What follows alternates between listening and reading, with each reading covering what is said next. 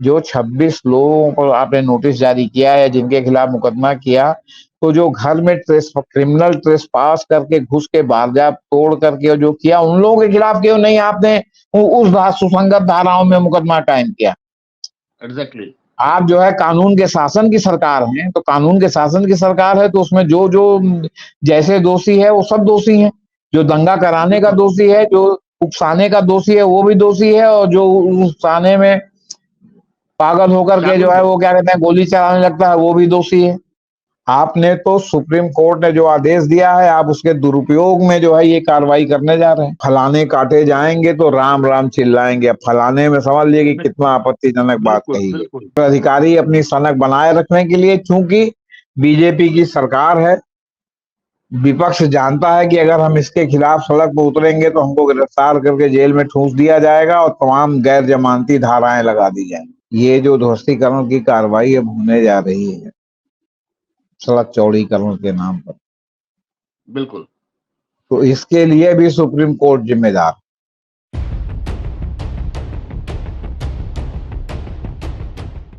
12 दिसंबर विजयादशमी, मोहन भागवत जी ने पूरे हिंदू समाज को एकजुट होने के लिए कहा।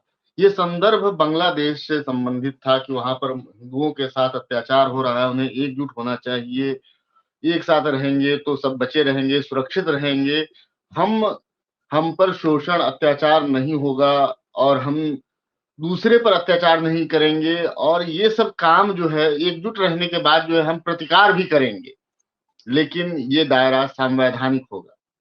ये भारत में भी लागू होता है। उन्होंने कहा अल्पसंख्यक जमात जो है जब तक एकजुट नहीं रहेंगे तो जो भी बहुसंख्यक समाज है उन पर जो है अत्याचार शोषण करता रहेगा। ठीक उसी दिन बहराइच में जो है धार्मिक उन्माद में जो है हिंसा हुई। डीजे को लेकर, गाना बजाने को लेकर जो है आपसी विवाद पैदा हुआ। उस दौरान जो है एक शख्स की, एक ब्राह्मण समाज के युवक की मौत हो गई, गोली लगने से मौत हुई। अभी भी ये क्लियर नहीं हो पाया है कि क्या वास्तव में उसे मुस्लिम समाज के लोगों ने मारा है। पुलिस की ओर से भी इस तरह की कोई खुलकर ये बताया नहीं गया है। ये उन्माद इतना बढ़ा कि अगले ही दिन जो है दूसरे पक्ष के लोगों ने वहां जाकर आगजनी की, कई घर जल गए और पुलिस ने तकरीबन 5 लोगों को गिरफ्तार किया। ये घटना डे टू डे रोज बढ़ रही थी, इस तरह की घटनाएं वहां चल रही थी। ये एक सप्ताह के बीच के मैं क्या क्या घटनाक्रम हुए मैं उस पर आपको बता रहा हूँ। इसी दौरान पुलिस ने 2 आरोपियों का एनकाउंटर किया। जिनका एनकाउंटर हुआ उनका जो उनका उन पर आरोप ये लगा कि ये लॉरेंस बिश्नोई ग्रुप के भी सदस्य रहे हैं। इसका कितना क्या संबंध है ये सब जांच का विषय है, शोध का विषय है। कल अब जो है बाबा का बुलडोजर गरजने के लिए आमदा है। खास करके उन ये जो है पूरे बहराइच में आरोपी पक्ष के ओर पर के घरों पर तकरीबन 30 घरों पर जो है नोटिस चस्पा कर दिया गया है कि सड़क चौड़ीकरण के लिए अवैध अतिक्रमण है, इसको हम ध्वस्त करेंगे, 3 दिन के अंदर जवाब दीजिए। पूरे मामले को हम देखते हैं, समझते हैं। जेपी सिंह साहब से वरिष्ठ पत्रकार रहे हैं, संपादक रहे हैं और वरिष्ठ अधिवक्ता भी रहे हैं। कानून की दृष्टि से भी और न्यूज की दृष्टि से भी दोनों एंगल से बात करेंगे। आखिर बहराइच में हो क्या रहा है, क्या इसका ये सब जो है ताना बाना जो है यूपी के 9 सीटों पर जो उपचुनाव होने वाला है, कहीं उसी के आसपास तो नहीं इसकी कहानी बुनी गई है। क्या है पूरा मामला, जानते हैं जेपी सिंह साहब से। नमस्कार सर, मैं हूं अमर और आप देख रहे हैं अम्बेडकर नामा। सर, ये पूरा देखिए घटनाक्रम है तो एक सप्ताह का। देखिए ये जो ध्वस्तीकरण की कार्रवाई अब होने जा रही है सड़क चौड़ीकरण के नाम पर, बिल्कुल। तो इसके लिए भी सुप्रीम कोर्ट जिम्मेदार। हम्म। बिना जवाबदेही सुनिश्चित किए सड़क चौड़ीकरण के नाम पर, सार्वजनिक निर्माण के नाम पर जो आपने बुलडोजर चलाने की एक खिड़की खोली है, अब सरकार उसका दुरुपयोग करने पर उतारू हो गई। जब तक बहराइच में दंगा नहीं हुआ था तब तक सड़क चौड़ीकरण नहीं हो रहा था। दंगा होने के बाद सड़क चौड़ीकरण हो रहा है क्योंकि 26 मकान जिन पर नोटिस चस्पा की गई है वो संयोग से या प्रयोग से अल्पसंख्यकों के मकान हैं, जिसमें तथाकथित गोली चलाने वाले, जिसको पुलिस ने मुठभेड़ के बाद 2 लोगों को गोली लगी, 3 लोगों को और 5 लोगों को गिरफ्तार किया था, उसमें वो शामिल है, बिल्कुल। उसका मकान भी शामिल। सुप्रीम कोर्ट ने सड़क चौड़ीकरण के नाम पर जो दोहरीकरण की अनुमति दी है, लेकिन साथ में सुप्रीम कोर्ट इस बात पे मौन है कि अगर भूमि धरी है तो उसका जो है क्या कहते हैं मुआवजा मिलना चाहिए। नंबर 1। नंबर 2, बड़े बड़े शहरों में जो महानगर है वहां में शहर का मास्टर प्लान बनता है और उस मास्टर प्लान में सारी सारी सड़कों का चौड़ीकरण पिछले मास्टर प्लान को देखते हुए, दृष्टिगत रखते हुए कितनी जगह है क्या है उसके हिसाब से निर्धारित होता है और जो मास्टर प्लान इम्प्लीमेंट होता है तो उतनी ही चौड़ी की जाती है। और साथ में ये कि अगर आप किसी का भूमिधरी मकान तोड़ते हैं तो आपको, अगर वो कहता है कि इनको मुआवजा दें, तो आपको उनको मुआवजा देना पड़ेगा, आपको अधिग्रहण करना पड़ेगा और जहां लोग अड़ जाते हैं वहां जो है वो नहीं हो पाता। अब मैं बहराइच तो नहीं गया हूं, इसलिए मुझे जमीनी स्तर पर ये नहीं मालूम कि वो जो तोड़ने की नोटिस 26 लोगों की जारी हुई है, ये बहराइच का कोई गांव है कोई कस्बा है या कोई शहर है। और फिर दूसरी बात ये कि वहां का कोई मास्टर प्लान है कि आपका जो जब मन करे जहां चौड़ीकरण कर। आपको ये जानकर आश्चर्य होगा कि इलाहाबाद हाईकोर्ट होते हुए और यहाँ बुद्धिजीवी नगर होते हुए यहाँ बिना मास्टर प्लान के भी तमाम सड़कें, गलियां अधिकारियों की सनक के आधार पर चौड़ीकरण जो है वो क्या कहते हैं होने लगती हैं और मकानों का आबादी जो है गिराई जाने लगती है। और अधिकारी अपनी सनक बनाए रखने के लिए, चूंकि बीजेपी की सरकार है, विपक्ष जानता है कि अगर हम इसके खिलाफ सड़क पर उतरेंगे तो हमको गिरफ्तार करके जेल में ठूंस दिया जाएगा और तमाम गैर जमानती धाराएं लगा दी जाएंगी। और बीजेपी के जो लोग हैं वो ये भूल जाते हैं कि चुनाव में उसी मोहल्ले में वोट जब मांगे जाएंगे तो उनकी क्या दुर्दशा होगी। अभी हरियाणा में इन्होंने देखा कि जगह जगह लात खाए, इसके बाद भी ये कभी सुधर नहीं सकते। इनके मुंह पे ताला लगा हुआ है, भले उनका भी घर उसी में गिर जा रहा है तो कोई बात नहीं, जबकि कहीं से वो अवैध नहीं है। तीसरी बात, जो बहराइच के मकान जिनको आप कह रहे हैं कि ये 26 तो अतिक्रमण है, तो क्या उनको पहले अतिक्रमण की नोटिस दी गई थी? क्या वो अतिक्रमण की श्रेणी में है? कहां से निर्धारित हुआ कि वो मकान अतिक्रमण करके बने? आपने अपने मन से डिसाइड कर लिया सिर्फ इसलिए कि दंगा हुआ?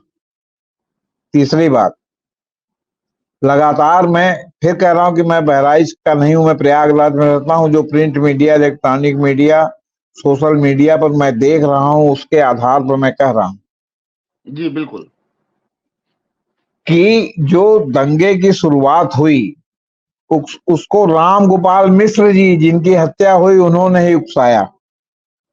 जब ये विसर्जन जुलूस जा रहा था तो रास्ते में पड़ने वाले किसी अल्पसंख्यक के मकान पर चढ़ के उसका जो बारजा गिरा के उस पर लगा हुआ उसका जो है वो क्या कहते हैं इस्लामी झंडा ध्वस्त करके और गेरुआ झंडा फहराना, तो भाई साहब सेल्फ डिफेंस का अधिकार सबको है, मैं जस्टिफाई नहीं कर रहा हूं, लेकिन जो कानून की भाषा में सेल्फ डिफेंस कहा जाता है, कानून में जो प्रावधान है कि सेल्फ डिफेंस में अगर आप हत्या भी किसी की कर देते हैं तो 302 पहले था, अब तो नई धाराएं आ गई हैं। 302 में उसको सजा नहीं होती थी, 304 में होती थी। ये देखते हुए कि उसने सेल्फ डिफेंस एक्सीड किया, मैंने सेल्फ डिफेंस का उल्लंघन करके ज्यादा कार्रवाई कर दी, या जो है सेल्फ डिफेंस के भीतर ही रहा। अगर वो सेल्फ डिफेंस के भीतर रहा तो उसको कोई सजा नहीं होती, सेल्फ डिफेंस के बाहर रहा तो उसको किसी को 1 साल, 2 साल, 1.5 साल, 2.5 साल इसकी सजा होती है बस। हत्या में फांसी की सजा हो सकती है, आजन्म कारावास की सजा होती है, लेकिन 304 में जो पुराना है, नया वाला अभी मैं ध्यान में मेरे नहीं है कौन सी धारा है, तो सेल्फ डिफेंस में तो क्या किसी के छज्जा आपको तोड़ने का अधिकार है? आपको डीजे पर मैं तो सन 92 में अयोध्या में जो बाबरी मस्जिद का जो है वो क्या कहते हैं विध्वंस हुआ, वहां मैं चश्मदीद पत्रकार के रूप में गवाह था और मैं 1-2 दिन 3 दिन पहले से पहुंचा हुआ था। जिस तरह जुलूस इनका निकला था, जिस तरह इन्होंने आपत्तिजनक नारे लगाए थे जिनको मैं बोल नहीं सकता कि फलाने काटे जाएंगे तो राम राम चिल्लाएंगे। अब फलाने में समझ लिए कि कितना आपत्तिजनक बात बिल्कुल कही गई। बिल्कुल। फलाने काटे जाएंगे तो राम राम चिल्लाएंगे। ये जो मानव हिंसा है, चाहे वो अल्पसंख्यक करे, चाहे बहुसंख्यक करे, चाहे कोई करे, वो नितांत निंदनीय है, घोर भर्त्सनीय है। उसकी जितनी निंदा और भर्त्सना की जाए कम। लेकिन ये जो सड़क चौड़ीकरण के नाम पर सुप्रीम कोर्ट ने एक खिड़की खोल रखी है, सुप्रीम कोर्ट को इसके लिए भी शर्तें निर्धारित करनी चाहिए कि अगर वो जो है भूमिधरी है तो आपको उसको चौड़ीकरण करने के लिए मुआवजा देना। उसको जो फेस फेस आप उसका छीलेंगे 10 फीट, 5 फीट, 3 फीट, उसके लिए उसको फेस लिफ्ट अपलिफ्ट करने के लिए भी आपको उसको मुआवजा देना पड़ेगा। देखिए अभी 2 दिन में जो है राज्य मशीनरी ठीक हो जाएगी, आपको बता।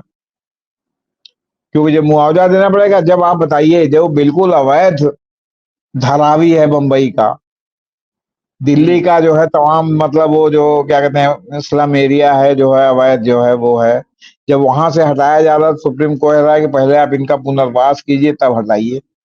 तो जो शहरी हैं, जो और लोग हैं जो इतने दिनों से रह रहे हैं, जिनका मकान आप अतिक्रमण के नाम पर, सड़क चौड़ीकरण के नाम पर तोड़ रहे हैं, उनका कोई अधिकार नहीं है। वो जो पटरी के रेलवे पटरी के किनारे दिल्ली में रहते हैं उनसे भी गए गुजरे हैं, जो धारावी के स्लम में रहते हैं उनसे भी गए गए गए गुजरे हैं। अभी पिछले कुंभ के दौरान जो प्रयागराज में तमाम जो चौड़ीकरण के नाम पर तोड़े गए थे, बहुत से मकान ऐसे हैं जो धनाभाव के कारण जिनका फेस लिफ्ट आज तक नहीं हुआ। आपको ऐसे ही आगे से जो टूटे हुए, किसी ने अपनी इज्जत ढकने के लिए पर्दा डाल रखा, किसी के पास पर्दे का भी पैसा नहीं तो पर्दा नहीं डाल रखा। क्योंकि मकान होने का मतलब ये नहीं है कि आपके पास पैसा ही हो। जब बना था तब आपके पास पैसा था, आज की डेट में नहीं है। एक पीढ़ी 2 पीढ़ी बीत गई, आज की डेट में जो पीढ़ी है उसको नौकरी नहीं है, या आप नौकरी से रिटायर हो गए हैं, प्राइवेट सेक्टर में जिसकी कोई सोशल सिक्योरिटी नहीं है, कोई पेंशन नहीं है, कोई ग्रेच्युटी नहीं है, कहीं से कोई मुआवजा नहीं है। एक तो पहले ही आप वेतन भोगी थे और दूसरा आपका मकान तोड़ दिया गया। अब आप बताइए कोई खोंचे वाला है, वो कहाँ से जो है 50,000 1 लाख रुपया लाएगा मकान का फेसलिफ्ट कराने वाला। मकान पता चला 3 पीढ़ी पहले उसके पिताजी ने, बाबा ने, दादी ने, माता जी ने बनवाया है, क्या ननिहाल से गिफ्ट में मिला है, पुश्तैनी मकान है, और आपने तोड़ दिया। तो आप जो बहराइच में 2600 तोड़ने जा रहे हैं, तो ये आप अपनी खींच मिटा रहे हैं। जब अतिक्रमण था तो आपने नोटिस जारी की थी, नोटिस जारी की थी तो क्या उसको तामील किया था या आपने कागज में ही लिख के रख लिया था? और फिर जो मास्टर प्लान क्या वहां का है, ये सब यक्ष प्रश्न है, इनका उत्तर कभी ये नहीं देंगे क्योंकि इनके पास है ही नहीं है। आप बताएं कि बहराइच का मास्टर प्लान क्या है, और मास्टर प्लान में कौन सी सड़क कै फीट चौड़ी है और कै फीट नहीं है, कै मीटर चौड़ी है, कै मीटर नहीं है। आप जो है कांग्रेस सरकार की तरह नया गांधीनगर नहीं बना सकते गुजरात में। आप नया चंडीगढ़ जो कांग्रेस ने बनवाया, नया बेंगलुरु जो आज की डेट में है, वो नहीं बनवा सकते। आप पुराने में ही तोड़ फोड़ करके जो है क्या कहते हैं, यहाँ नाम बदल करके मुंह लाल सिंह बने हुए हैं। आपको शर्म नाम की चीज तो आपके पास है नहीं।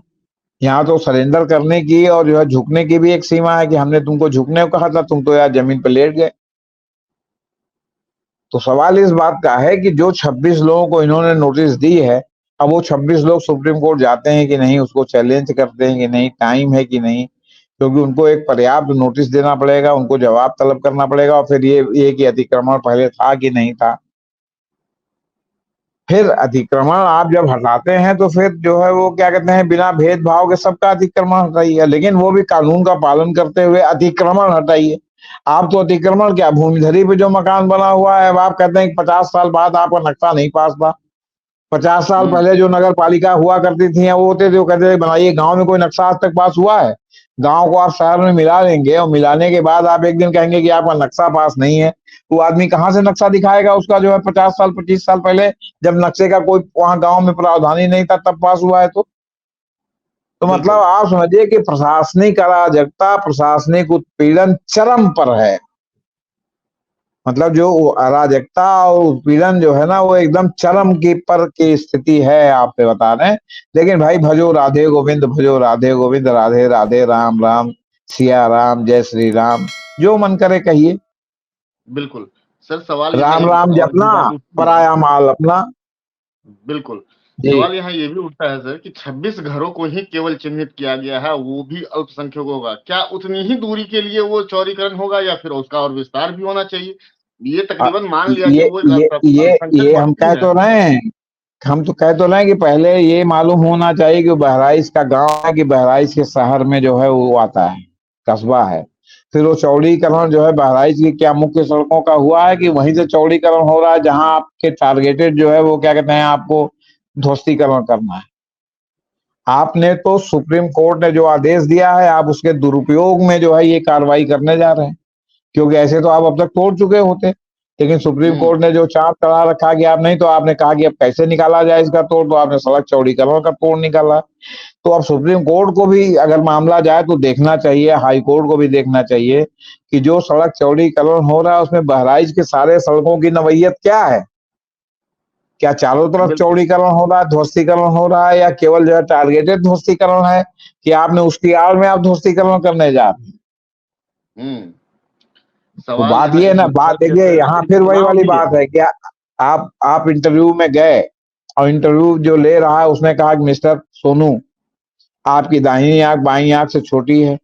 तो आपने कहा नहीं सर, हमारी तो कभी छोटी नहीं थी, हम तो शीशा रोज देखते हैं, उसमें हमको बड़ा कहीं मुझे दिखाई पड़ रहा है कि आपकी आंख छोटी है। आप क्या करेंगे, आप बताइए। तो यहाँ तो इस तरह शासन चल रहा है ना, माइट इज इस राइट, पर हम जो कह रहे हैं वो अंतिम सत्य है, आप चाहे जो कहते रहे। मैं कहता जो रहा भी हूँ, लोग इतने थे यक्ष प्रश्न उठाया इनमें, बिल्कुल इसमें किसी योगी। का जवाब दें। इतने यक्ष प्रश्न मैंने उठाया, इसमें किसी का जवाब दें कि वहां मास्टर प्लान है कि नहीं। मास्टर प्लान है तो कहाँ कहाँ लागू हो रहा है। अभी आपने जैसे कहा कि भाई 26 मकान में चौड़ीकरण है या और भी चौड़ीकरण है, आपने भी कहा ना। तो बिल्कुल बिल्कुल। उसको उसको भी ये बताएं कि वही चौड़ीकरण है कि बाकी चौड़ीकरण भी है। फिर वो पूरा मास्टर प्लान है कि नहीं है। कैसे आपको इल्हाम हुआ कि ये जो है वो क्या कहते हैं, अवैध निर्माण है, अतिक्रमण है। तो मास्टर प्लान बताएगा ना कि यहाँ 12 फीट की सड़क थी और 8 फीट की बची है, 2-2 फीट या 3-3 फीट दोनों ओर से अतिक्रमण हो गया, या एक ओर हम्म। से हो गया। बहुत से यक्ष प्रश्न है, अगर कानून में जाएंगे, तर्क करेंगे तो मामला हो जाएगा। इसलिए ये सब एक प्रकार से झपसट, जिसको कहते हैं इलाहाबादी शब्द एक है झपसट, जिसमें न हम्म। कोई कानून न ये वो, बस है झपसट में सब गिरा दो, फिर देखा जाएगा जो होगा। सुप्रीम कोर्ट ये थोड़ी कहेगा कि नहीं आप इसको फिर दोबारा बनाइए। ये तो rare of the rarest of the rarest में कभी अगर किसी मामले में कह दिया तो कह दिया, नहीं टूट गया तो टूट गया। एग्जैक्टली। और फिर सुप्रीम कोर्ट में वकीलों की इतनी फीस है कि जो बेचारे वहां जिनका मकान टूट रहा है उनकी उतनी हैसियत है कि नहीं है। सुप्रीम कोर्ट में एक अच्छा वकील खड़ा कीजिए तो 5 लाख 10 लाख रुपया एक पेशी का लेता है। लाख दो बिल्कुल। लाख रुपए की तो कोई वैल्यू नहीं, तो उतना उनकी उनकी हैसियत है कि नहीं है। फिर उसी में 3 आदमी मजबूत होंगे, 3 आदमी कमजोर होंगे, कहेंगे अरे यार जाए तो टूट हुआ टूट हुआ। अब जो घर बेच के, बर्तन भाड़ा बेच के, गहना मेहरारू का बेच के अगर सुप्रीम कोर्ट जाए भी और रिलीफ नहीं मिली तो वो भी पैसा बर्बाद होगा। तो जाने दो, टूट गया तो टूट गया, उसको नियति समझ करके, भाग्य समझ करके स्वीकार कर लेते हैं। लेकिन आप समझ लीजिए कि चरम अराजकता है, और ये अराजकता जब तक जारी रहेगी, जब वोट मांगने आपके सामने किसी भी पार्टी के लोग आते हैं, तो आप उनसे पूछिए कि आपकी जो है जीतने के बाद जवाबदेही रहेगी कि नहीं रहेगी। मैं इसी सवाल पर आ आप रहा था सर। 9 सीटों पर हाँ। सर, यही पर 9 सीटों जी। पर यूपी में उपचुनाव है। जी। क्या उसकी बुनियाद जो है अल्पसंख्यक का वोट सबको चाहिए? मैं किसी पार्टी और राजनीतिक पार्टी पक्ष और विपक्ष की बात नहीं कह रहा हूं। वोट सबको चाहिए, लेकिन उनकी आवाज उठाने के लिए कोई तैयार नहीं है। ना कोई सांसद, ना कोई विधायक, ना इंडिया गठबंधन के लोग, ना सपा, ना बसपा, कोई भी नहीं। लेकिन वोट के लिए जो है अभी हाल ही में जो लोकसभा चुनाव हुआ, उसमें बीएसपी प्रमुख मायावती जी ने ये तक कह दिया कि हम मुसलमानों को टिकट देते हैं, लेकिन मुसलमान हमको उस ढंग से ये नहीं करते हैं, हमको सपोर्ट नहीं करते हैं। देखिए, सबसे बड़ी बात यह है कि राजनीतिक दलों के लिए जो सही बात है, कुछ मजबूरियां भी हैं। और ये संघ की भाषा है कि कोई राजनीतिक दल खड़ा नहीं। संघ ही हम्म। कहाँ किसी हिंदू के लिए खड़ा होता है। सनातन संस्था के लिए संघ खड़ा होता है क्या? नहीं नहीं, वहां तो गोडसे को धर्म है तो सर, नहीं धर्म है। नहीं, नहीं, गोडसे को तो आज भी मानता है कि जो है क्या कहते हैं, वो हमारे सदस्य नहीं थे। भले गोडसे का बिल्कुल। मंदिर बनवा रहा हो, उनकी पूजा कर रहा हो। तो सार्वजनिक रूप से कोई भी, जो जब जनता का वोट लेना है तो आपको जो है वो बहुत सी चीजों की लिमिटेशन है आपकी। लेकिन असली बात यह है कि हमारा मॉरल और टेक्निकल सपोर्ट आपका है, आपके प्रति है कि नहीं। आपकी लड़ाई हम नहीं लड़ेंगे जब तक आप स्वयं नहीं लड़ेंगे। आप स्वयं लड़ेंगे तो हम आपके साथ हैं, और आप नहीं लड़ेंगे, आप चाहते हैं कि हम गेले गेले करके लड़ लें, जैसे ओबीसी, जैसे दलित, हम्म। वो चाहते हैं कि कांग्रेस, समाजवादी पार्टी सब लोग लड़े, लेकिन हम वोट भाजपा को दें। हम्म। तो लड़ो ना, पहले आगे आगे आगे लड़ो, दूसरे सपोर्ट नहीं करें तो बताना, उनका बिल्कुल। विरोध करे तो बताना। लेकिन तुम चाहते हो कि वो लड़ लें, हमको कुछ ना करना पड़े, ताकि हमारा ऑप्शन ओपन रहे, चाहे हम इधर चले जाएं चाहे हम उधर चले जाएं। तो ये सब ये दो तरफा बात नहीं चलती। और पहले तो ये बोली भाषा में आरएसएस का जो है जो तर्क कुतर्क है ना, वो नहीं होना चाहिए। तुरंत आप जब जवाबी कीर्तन में, अच्छा, आप आरएसएस जहां फंसता है इसके लोग, या भाजपा फंसती है, कांग्रेस में ऐसा हुआ था इसलिए, अरे तो कांग्रेस में ऐसा हुआ था इसी के विरोध में तो आपकी सरकार बनी है। फिर बिल्कुल। आप भी कांग्रेस जैसा आचरण कर रहे हैं, उससे आचरण बढ़ के कर रहे हैं, तो फिर तो आप दोषी हैं कि नहीं है। इंदिरा गांधी की हत्या के बाद जो दंगे हुए थे उसमें बढ़ चढ़ के आरएसएस ने भाग लिया था। और सिखों के खिलाफ जब कांग्रेस को घेरना होता है तो दंगों का नाम लेते हैं, अपना भूल जाते हैं कि हम उसमें कितनी हमारी भागीदारी थी, कितना सरदारों का घर लूट करके हमारे कैडर के लोग जो है लाला के अपने घर में जो है वो क्या कहते हैं, जनरेटर से लेकर के वो क्या क्या इस्तेमाल कर रहे हैं।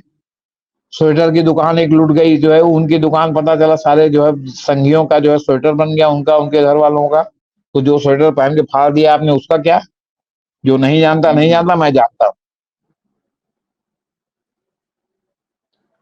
तो ये बात है। तो बात ये है कि हम कह रहे हैं चाहे किसी का टूटे, किसी ने जो किया जघन्य किया, किसी ने गोली मारा तो, लेकिन किसी ने अगर छत पे चढ़ के उसके धर्म का अपमान किया, आप उसके घर के सामने गाली गलौज की भाषा में जो है डीजे बजाया, और आपका जो है उसका बारजा तोड़ करके और अपना झंडा रहा है, जैसे लग रहा कि आप जो है वो क्या कहते हैं, मतलब सन 42 का आंदोलन चल रहा है, उसमें आप थाने पर चढ़ के आपने भारत का या भगवा झंडा जो भी प्रतीक चिन्ह था आपने चढ़ा दिया, और पुलिस ने आपको गोली मार दिया, तो आप उस तरह कर रहे हैं।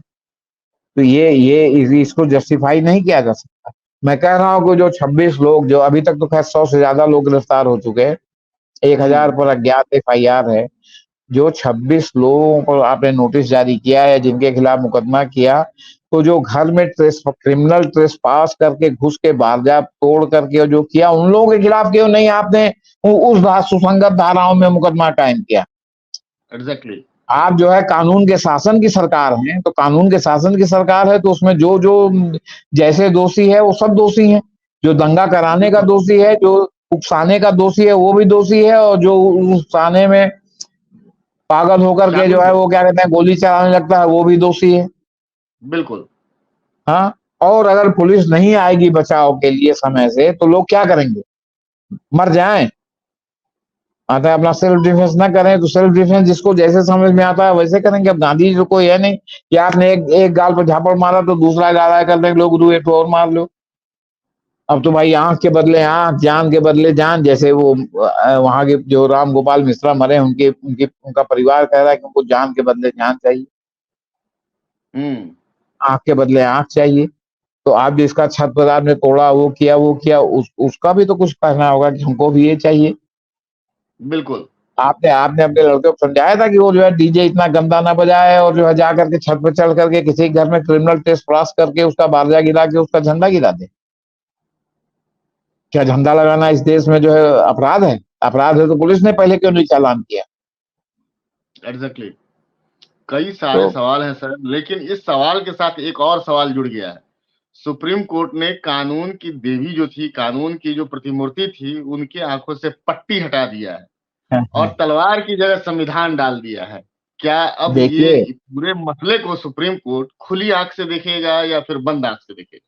अभी तक सुप्रीम कोर्ट में पिछले 10 साल से, जब से मोदी जी की सरकार है, तब से या बहुत पहले से भी कह सकते हैं आप, सुप्रीम कोर्ट में दो तरह तीन तरह के जज हैं। एक जज हैं जो तटस्थ हैं, एक जज है जो इस बार है, एक जगह है जज जो उस बार है। अभी से नहीं, बहुत जमाने से। और वो अपने अपने पूर्वाग्रहों के अनुसार जजमेंट देते हैं। कानून के अनुसार जजमेंट देने वाले बहुत कम हैं। और इधर तो लगातार आरोप लग रहे थे कि न्याय की देवी अंधी है, लेकिन छीन छीन के न्याय हो। हम्म। वही सत्येंद्र जैन है, वही सिसोदिया है, वही अरविंद केजरीवाल, वही चिदम्बरम है, वही जो है आपका लालू यादव है, निशा भारती हैं, और भी तमाम लोग। एक जज साहब के यहाँ गया तो उन्होंने कहा very serious, very serious. Lower court में जमानत नहीं हुई, हाई कोर्ट जमानत नहीं हुई, सुप्रीम कोर्ट जमानत नहीं हुई, और आज उनको जमानत हो गई। हम्म। अभी भी दिल्ली दंगे के नाम पर शरजील इमाम जेल में है, जमानत की याचिका पर उनके जो है टालम टोल चल रहा है अभी भी। जिसे लगता है कि देश में कानून का शासन नहीं, जज साहब के जो है वो क्या कहते हैं विवेकाधीन अधिकार का शासन। ये अभी आप कल तक कह रहे थे कि जो है जेल जो है वो क्या कहते हैं यूएपीए और पीएमएलए में नियम है और जमानत अपवाद है, और अब जुलाई से आप कह रहे हैं कि नहीं जेल जो है अपवाद है और जमानत नियम है। आप ही कह रहे हैं, दोनों तरह के जज अभी भी सुप्रीम कोर्ट ने बेंच बदलने बदलने के साथ। तो जो चीन चीन के न्याय आप आंख में पट्टी बांध के कर रहे थे, दिखा रहे थे कि न्याय की देवी अंधी है, वो देखती नहीं है कि कौन है सामने। तो ये बहुत अच्छा हुआ कि ये प्रतीक को जो है सुप्रीम कोर्ट ने हटा दिया कि आंख खुला हुआ है न्याय की देवी। अगर चीन चीन के फैसला दे रहे तो आंख खुला हुआ है, अब आंख अंधा न्याय तो है नहीं। देखिए कहा जाता है कि अंधा कानून, हम्म। यह एक फ्रेज है कि अंधा कानून। अंधा कानून नहीं होता, कानून जो है सापेक्ष होता है, निरपेक्ष वो मतलब उस तरह नहीं होता। अपराध के सापेक्ष कानून होता है, व्यक्ति के निरपेक्ष कानून होता है कि भाई जो सजा करेगा दंड होगा नहीं होगा। लेकिन न्याय जो है वो अगर आंख बंद करके और छीन छीन के न्याय देने लगे तो फिर वो न्याय न्याय नहीं होता। तो अच्छा है अब कम से कम अंधी देवी तो नहीं है, देख देख के न्याय करेंगे। और किसी को कोई परहेज भी नहीं रहेगा क्योंकि अब देख कर किया जा रहा है। हाँ आंख देख, खुली आंख से किया जा रहा है। एग्जैक्टली। हम तो पहचान अब ले रहे हैं कि हमारे सामने कौन नहीं, है। अब वो जो मुखौटा था उसको सुप्रीम कोर्ट ने उतार दिया, और ये एग्जैक्टली। बहुत अच्छा किया है कि जो मुखौटा को उतार दिया है। उसी तरह कि जैसे संविधान थमा दिया हाथ में, संविधान धर्मनिरपेक्ष संविधान है, लेकिन धर्म सापेक्ष नीतियां जो है सुप्रीम कोर्ट के तमाम जज और हाई कोर्ट के तमाम जज लागू कर रहे हैं, प्रशासन लागू कर रहा है, उस पर कोई रोक नहीं है। अभी तक जो आपका वर्शिप एक्ट है जिसमें कहा गया कि 1950 के बाद, इक्यावन के बाद कोई भी जो है जो धार्मिक स्ट्रक्चर या ऐतिहासिक स्ट्रक्चर उसको बदला नहीं जाएगा, वो कानून अभी तक असंवैधानिक नहीं घोषित किया गया। लेकिन इसके बाद जो है सुप्रीम कोर्ट ने आदेश दे दिया कि नहीं, जो है वो आपके कृष्ण जन्मभूमि हो या बनारस का वो हो, उस पर विचार किया जा सकता है। क्या है ये धर्म सापेक्ष जजमेंट है, ये धर्म निरपेक्ष जजमेंट नहीं। धर्म निरपेक्ष जजमेंट होता तो आप सबसे पहले ये तय करते कि जो वर्शिप एक्ट है वो संवैधानिक है कि नहीं। पहले आप बिल्कुल। उसको संवैधानिक घोषित करते, फिर ये पंडोरा बॉक्स खोलते। आपने उसको भी बना रखा है, लटका रखा है, डिसाइड नहीं कर रहे हैं, और आप इधर पंडोरा बॉक्स भी आपने खुलवा दिया है।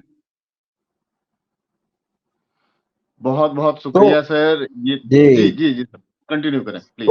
हाँ, तो कहने का मतलब है कि हमारे देश में बहुत सी गड़बड़ियों के लिए सुप्रीम कोर्ट के तमाम जजमेंट है। उसी तरह जैसे आपने कहा कि जो है वो हम गाइडलाइन जारी करेंगे कैसे ध्वस्तीकरण होगा, लेकिन सड़क चौड़ीकरण और जो है सार्वजनिक उसके लिए में कोई बात नहीं है।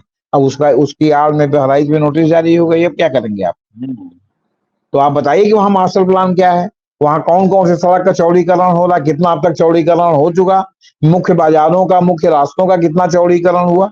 बहुत बहुत शुक्रिया सर। ये था पूरा बहराइच विशेष।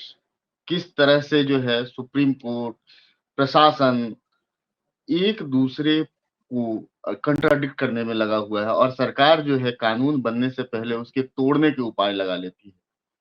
मैं आज की बात नहीं कह रहा हूं, अंबेडकर साहब ने ये कहा था, बाबा साहब अंबेडकर ने कहा था, कानून के समान सापेक्ष होना, निरपेक्ष होना ये तो अलग मसला है, लेकिन क्या प्रशासन के समान के सामने सभी एक समान है?